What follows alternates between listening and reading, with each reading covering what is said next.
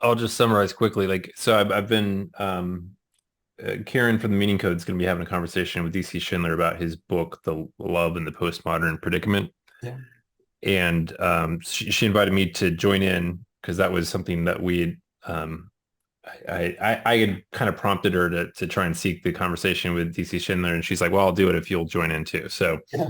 anyway, so I've been trying to read that book because it's a very kind of deep philosophical book, and it's not very long, but it has a sort of meticulous quality to it that tends to elude my scatterbrained mind. But I I was trying to kind of summarize the book really simply, and one of the things the book makes the argument about is that Thomas Aquinas makes this error in terms of ordinating love to just goodness, Hmm. Hmm. which something about that, like basically his argument is that it somehow shrinks love to the subjectivity of the person, and Hmm. um, but that there's something if you read Thomas in his fullness and like take all the things he says about love, it makes better sense to put it under the ordination of the transcendental beauty, Hmm. and that there's this sort of need to rediscover this more ancient conception of beauty, first of all, which is not just a sort of subjectivity of that's the other thing he does in the introduction where he talks about like all the kind of philosophers who take up the subject of beauty assign it at this sort of like unity of opposites Hmm. concept, Hmm. whereas it's just in the British empiricist tradition where it gets confined or locked into this sort of subjectivity of what's sort of immediately pleasurable or desirable or whatever or attractive to that some sort of Yeah. It's just internal subjectivity. in the eye of the beholder. Hmm. Yeah. And so for some reason that's with the way the English language and has kind of dominated the Western view of the world, that seems to be kind of our default sort of view of what beauty is. Right.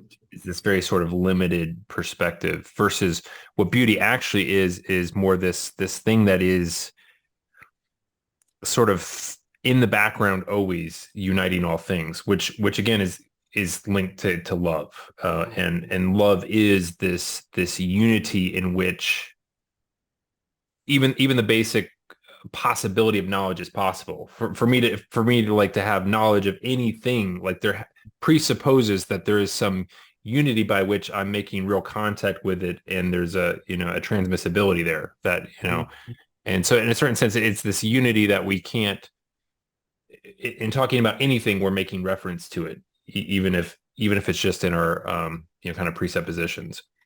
Yeah. So if there's a knowledge of a thing and this concept of love is somehow involved, um, and well, I- I'm thinking about, I've heard DC Schindler, I'm pretty sure I've heard him talk about, Eros. And Uh-huh. I've, so it seemed to me that even if you really want to know a thing or a person, especially uh, a rose or a tree, you're in some sense, there's a kind of love that must take place. And maybe this gets over into a little more of the understanding from Goethe, which I don't understand. I don't claim to understand, and that, yeah, I'm going. My thoughts are going in a thousand, or well, at least a couple of different directions. Yeah, I find this is and this is kind of what I was saying earlier too as well, that there is something about beauty that it resists any of our kind of tendencies to want to oversimplify things, Yeah, or this seems to it just kind of opens up depths in many different directions. yeah, And that's another kind of big theme of the book is that when we perceive beauty, there's this sort of like portal into not only are we seeing the beauty of the thing in itself, but we're seeing the beauty of being as such. Like there's this sort of, and we're seeing all that simultaneously, and that's part of what beauty is. It's this kind of this this discovery of the connectedness and the depths of how, Mm, uh, and I think for most of us stuck in the Western consciousness, this at least from my experience of this has been, it sort of comes upon you in a sort of overwhelming way because it's so contrary and so um it's so counter narrative to how, like, sort of my own default formation of my epistemology and how I know what I know and all these things have been formed. Um, and um, and right, so when you have that, when you have these kind of glimpses of it, you're like, you realize you just it it's very hard to bring that back into this other perspective and explain it. right, right. Yeah. Well, what you said earlier about Thomas and his focus on the good as opposed to beauty uh, in the transcendentals, it also made me wonder if that focus might tend toward a kind of moralism as opposed to whatever might be the better alternative, which to me would be relationship and love. You know, relating to ourselves, the world about us, and others, not in a sense moralistically or legalistically, but from something that connects on a much deeper level. And so I'm wondering if in a way maybe that's kind of what scholasticism tends toward, can be that as well as just a more rational type of, propositional type of approach to understanding God, spirituality, or whatever. Yeah.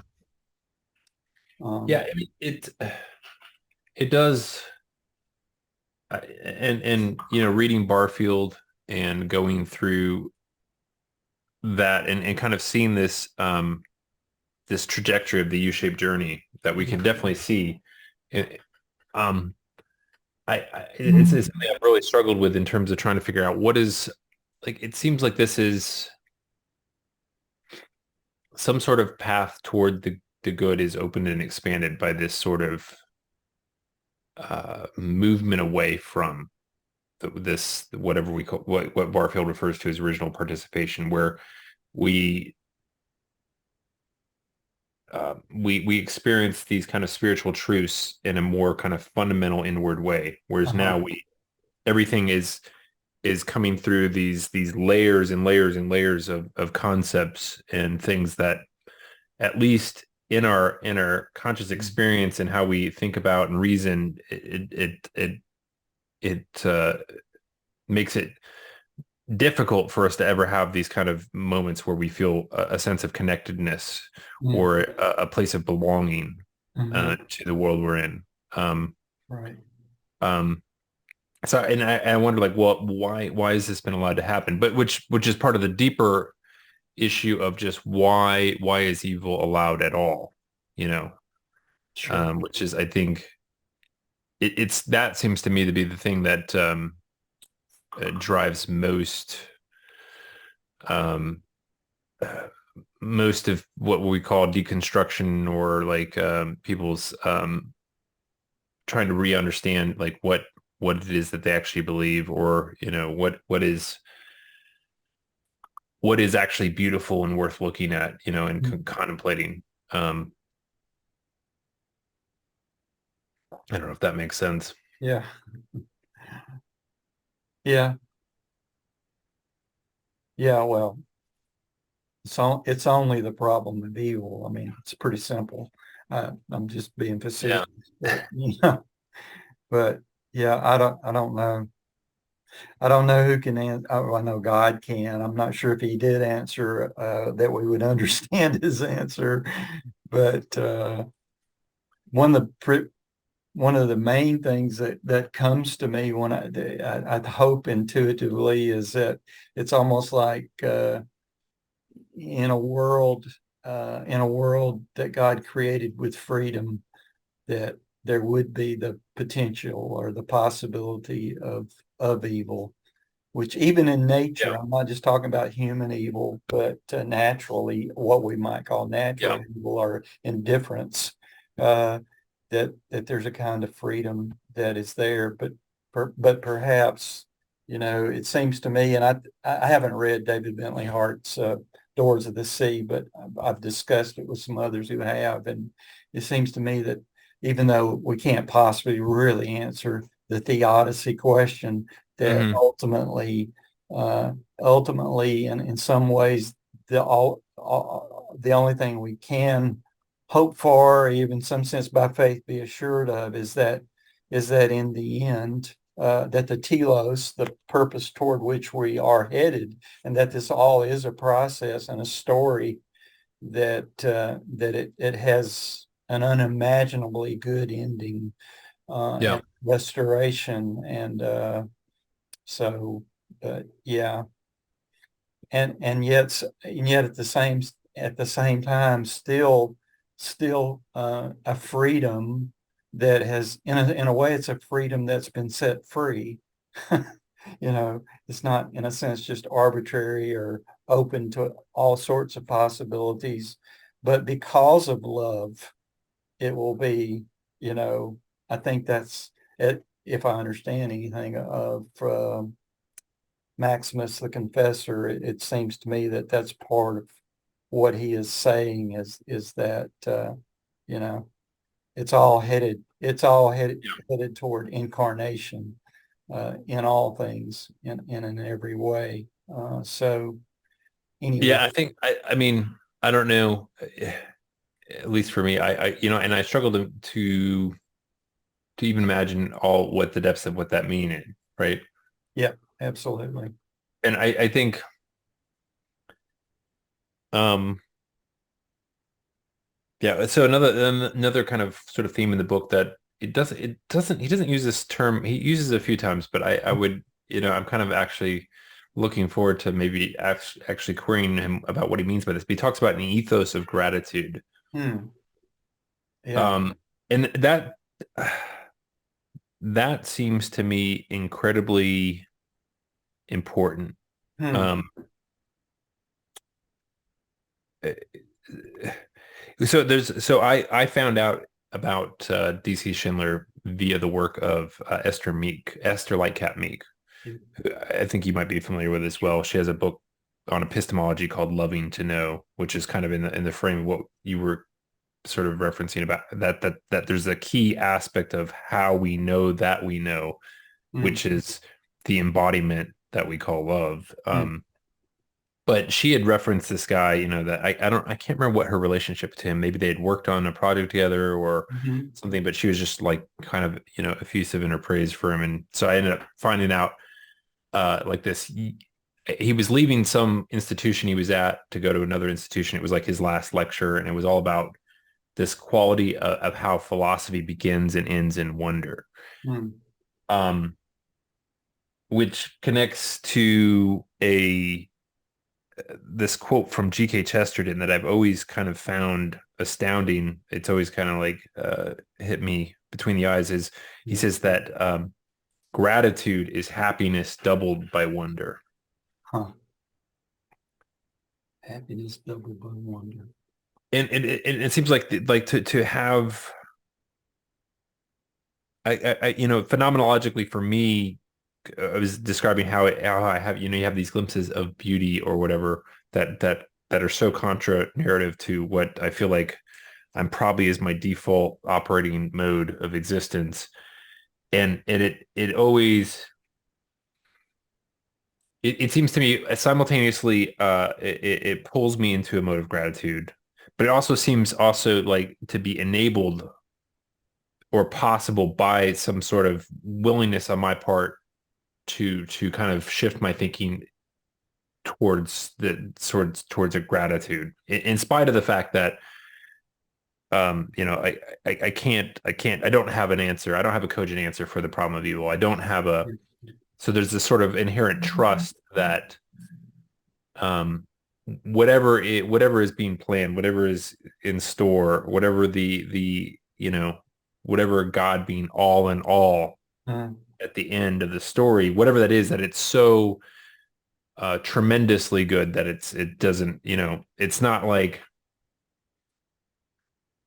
God said, okay, it's 5% more beautiful. The story is like, if we could do the story without the evil, but if we add the evil, we sprinkle it in, and it makes the story, 5-10% better at the Right. end. I feel like that we would, there's something in our consciousness would go, no, that's not enough. It has to be like orders of magnitude, Yeah. right? Of like, which again, I think is, there's some difficulty in our uh, conceptions and ability to imagine what the sort of depths of that unlocking of goodness might be. Yeah.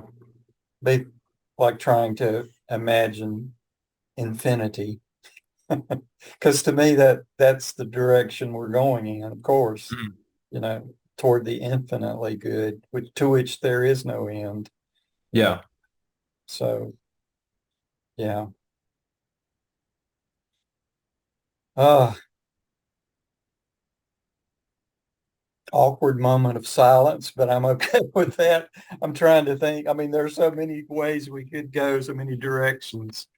Just talking about DC Schindler and what he's written about, and him drawing on the sources of von Balthasar, for instance, and his whole theological aesthetics and all of that, which again, I know I, I have a tendency to sound like I know a lot more than I do, and I know very Mhm. little, and I only have a surface understanding of von Balthasar. I do have like his first volume of his theological works, but uh, I haven't read. I've read, maybe 2 pages of it.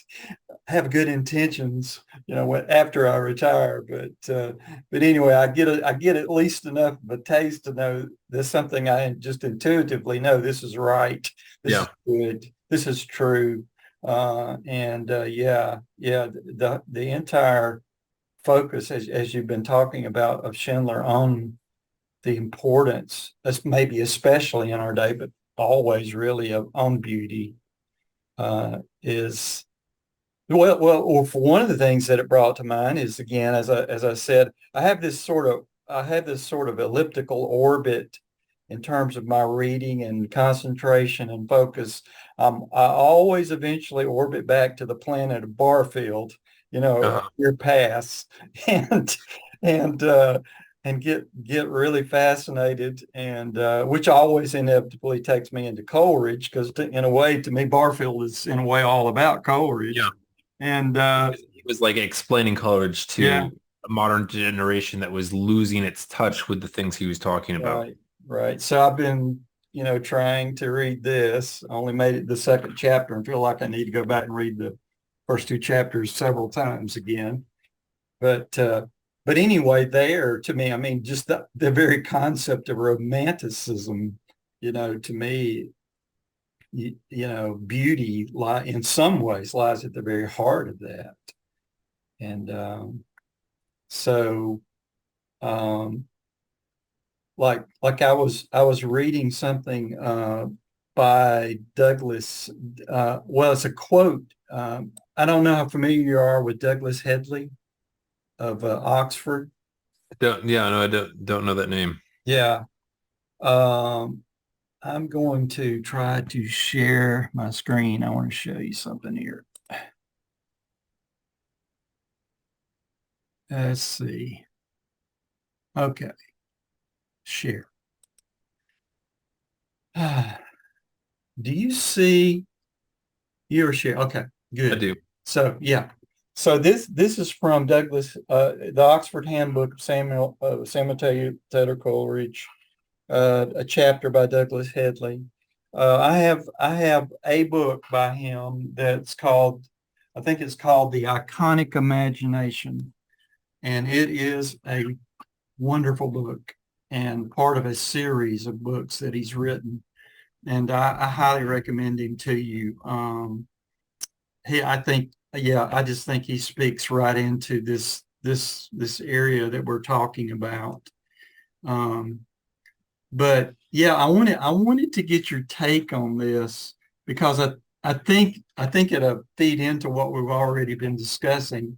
Uh, I'm not so interested in the fact that Headley's observing that, as he says here, the idea of a divine logos or cosmic word, rationality predisposed Coleridge to return to Trinitarian theology. I mean, that is very interesting, take. But I'm more interested in kind of just looking at what Coleridge says here, because the larger font is a quote from Coleridge. Okay.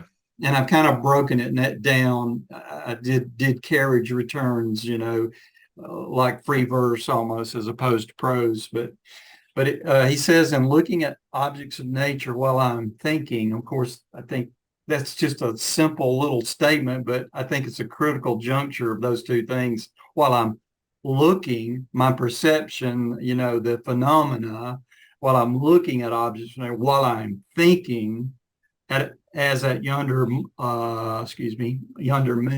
dim glimmering through the dewy window pane, I seem rather to be seeking, as it were asking, a symbolical language for something within me that already and forever exists, rather than observing anything new. Even when the latter is the case, in other words, even if it were new, yet still I have always an obscure feeling as if that new phenomenon were the dim awakening of a forgotten or hidden truth of my inner nature. It is still interesting as a word, a symbol. It is logos, the creator and the evolver. Mm. I purposefully didn't send this to you ahead of time because I wanted to get your spontaneous sort of take on, uh, how would you kind of take what he's saying here in light of what you know of Barfield and what you know of Coleridge, at least through Barfield, and how might this even relate to what we've been discussing? Uh, Yeah. Well, I find it immediately sort of interesting that this idea of the perception of truth always feeling sort of like a recollection. And this even sprung to my mind when a moment ago you were talking about reading somebody and having a sense that there was a truth in it. And immediately in the back of my mind, my wheels were going like, I know what he's talking about, but what does he mean by that? yeah, Like how is it that we see something and it is simultaneously new to us, but we somehow know that it's true. Like yeah. it's like even though it's a new concept, it somehow has this yeah, and it's a sort of confidence that comes that you yeah, that you're willing to kind of you would bet money that this is the truth, Mm, right? hmm. Um Yeah. or you bet yourself in a certain sense because you start to kind of build that as a foundational layer of how you form other things that or other queries into what truth is by laying that down is sort of how I think this kind of impacts us at a deep layer. And so and then this idea of a symbolical language. Hmm. Now, in a certain sense, I hate this kind of thing because I feel like it's too attractive to a sort of mathematical reduction of like, oh, okay, so you're saying that like sort of like Neo, we can get down to the matrix of like the codes going by, Right.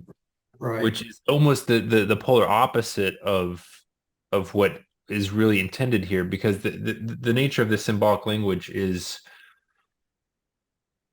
a sort of embeddedness or a connectedness between all things. Of course, like that's what symbol always meant was a sort of bringing together. Um, uh, and again, it's so counter framed to my, materialist epistemology and, thinking that I've that I'm still, steeped in, even though Right. I find these kinds of lines of inquiry to be the things that feel true to me in a way that I can't articulate. Mm-hmm. Mm-hmm. Um, Yeah, and I think it's interesting to what one of the things I picked up on this that really just so stood out to me is my own personal reaction to Coleridge and Barfield. Is it's a dim, a yeah, dim, an obscure feeling, a forgotten or hidden thing. You know, it's like when I'm reading them, I'm kind of experiencing that as I'm reading what they are observing. That it's like kind of well, I think about the distant star that you can never look at directly. right. It has to be, in a sense, peripheral vision. It has to be oblique, in a sense. It's the only way that you can even begin to perceive it. And so it's almost like this. It's inherently mystical because it's like this reality that they're experiencing is well, for one thing, it's the presence of the infinite God, the wholly transcendent God in an imminent way, through uh, say that the encounter as he's having here, looking through a dewy window at the moon. Um, I don't think that happens with everyone, and I think it's because we don't maybe we don't even attend to what we're experiencing. And I think that's one of the critical things that like in what Coleridge thought is it's like he's to me in a way saying we need to pay attention, you know, we're always thinking, but are we paying attention to our thinking, you know, Mhm. and kind of making um, distinctions and realizing that there's far more going on here than just merely the perception, the tyranny of the eye, you know, which scientific materialism is in a way given over to just the observance of the exterior as opposed to the relationship that's going on even between me and the moon as I'm observing it, that kind of thing, as I'm observing it through the dewy glass, because even the dewy glass adds a dimension to my experience, what's going on in that. And it's Yeah. not like we need to just break it all down into little pieces, so that we have just a pile of things. But it's yeah, it's kind of not missing the experience of the whole, which in some respects I think is one of the things he's saying is an experience of Christ, Yeah. an experience of the Logos. Right. It's in us and it's in the moon. It's everywhere in between, and it's all this participatory knowing, I think, in a way that's going on. Well, it's interesting that, I mean, man, I have an explosion of thoughts in so many different directions. Yeah. Um, I don't know if I can give it which one to go or just try and give Cliff Notes versions of all of it. But I, one of the things that thought of immediately was, some of the arguments between C.S. Lewis and Barfield, and how they were so similar and yet different.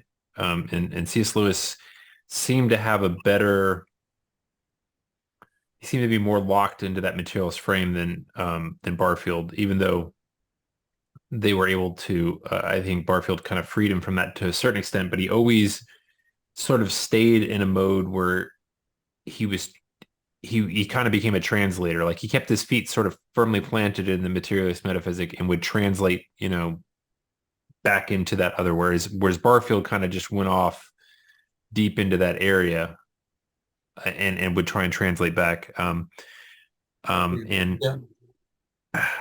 so, He always seems to be a little suspicious, isn't he, Lewis?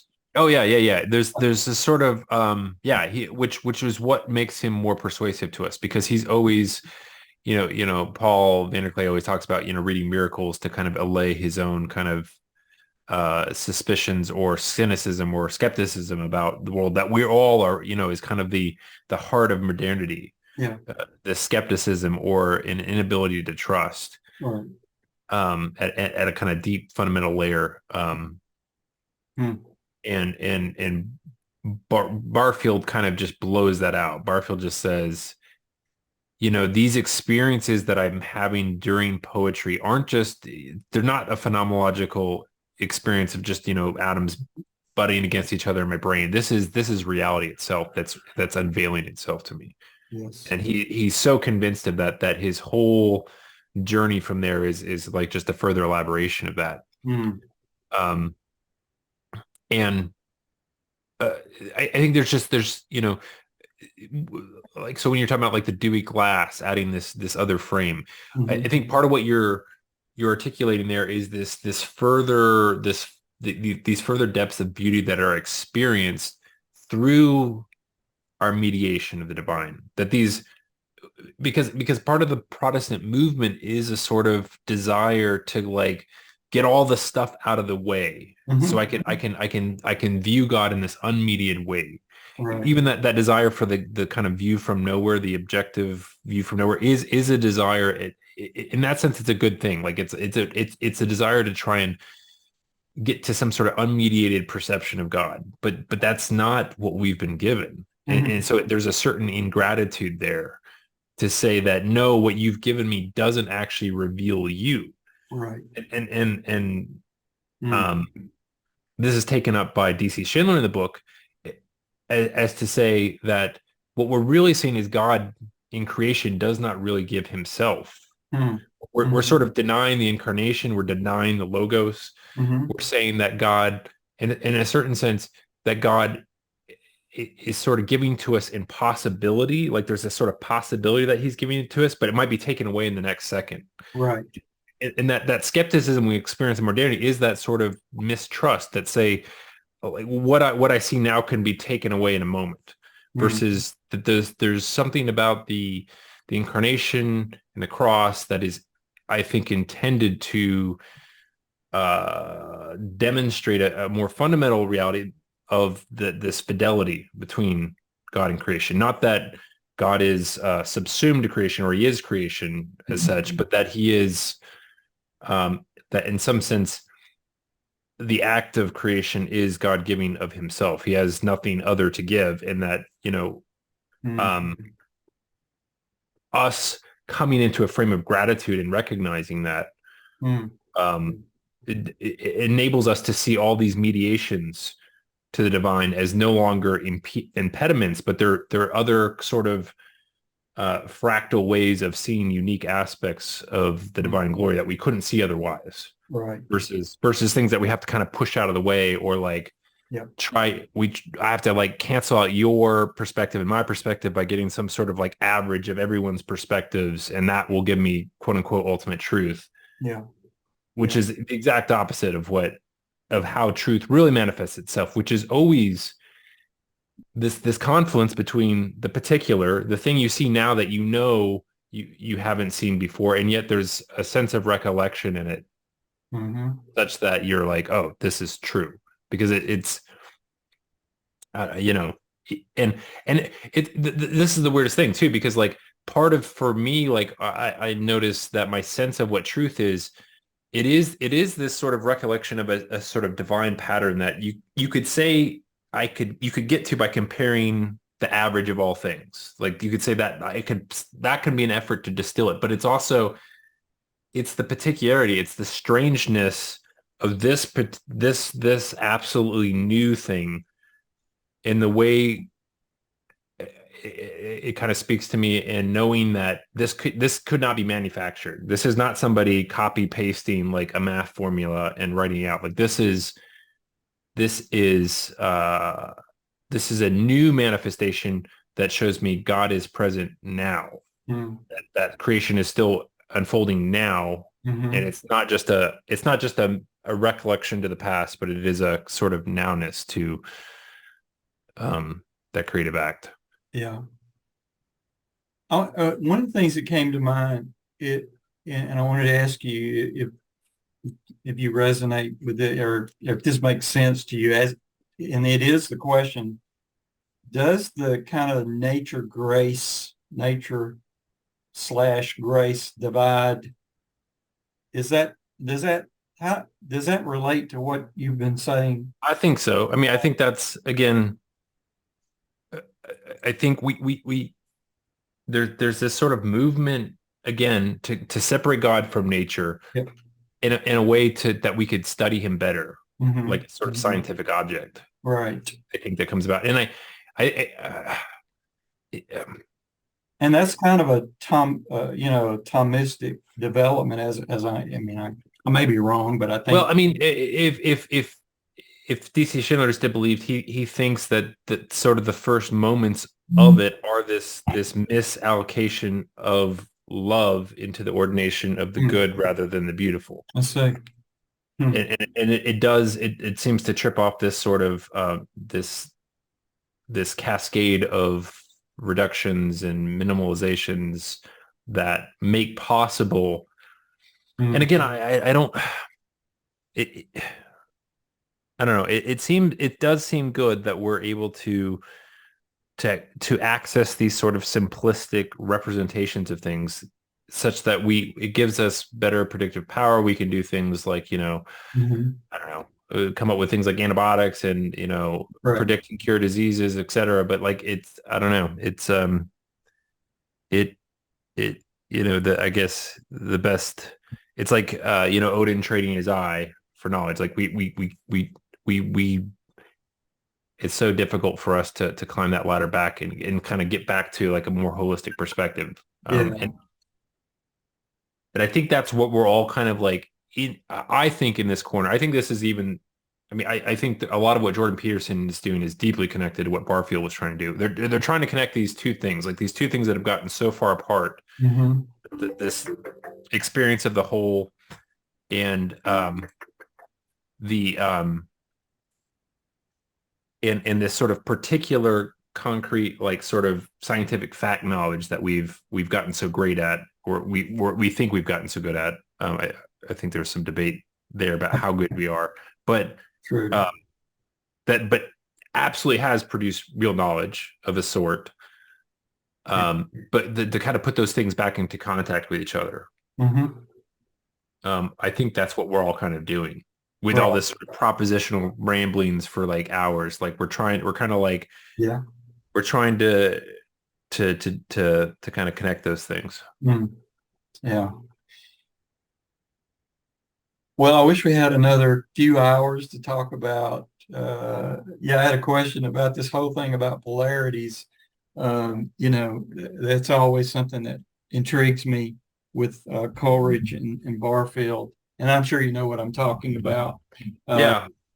um, and in a way, to me, that the reason I even thought of that was because of what you just said. That we've got these things separated that in some respects need to be joined back together and are properly joined together. They may be polar ends of. And actually are joined together, but we have Yeah, this phenomenological experience or we have this deep-seated belief that they are separate, yeah, yeah, you know. right. Yeah. Well, Michael, I know it's time for you to go, and Yeah. just want to thank you again so much for taking time to have a Yeah, chat. absolutely. It was kind of fortuitous that you reached out because I was thinking about you as I mentioned. So yeah, I'm happy to do it and hopefully we can do this again soon. I would love that. I do too. I sure do.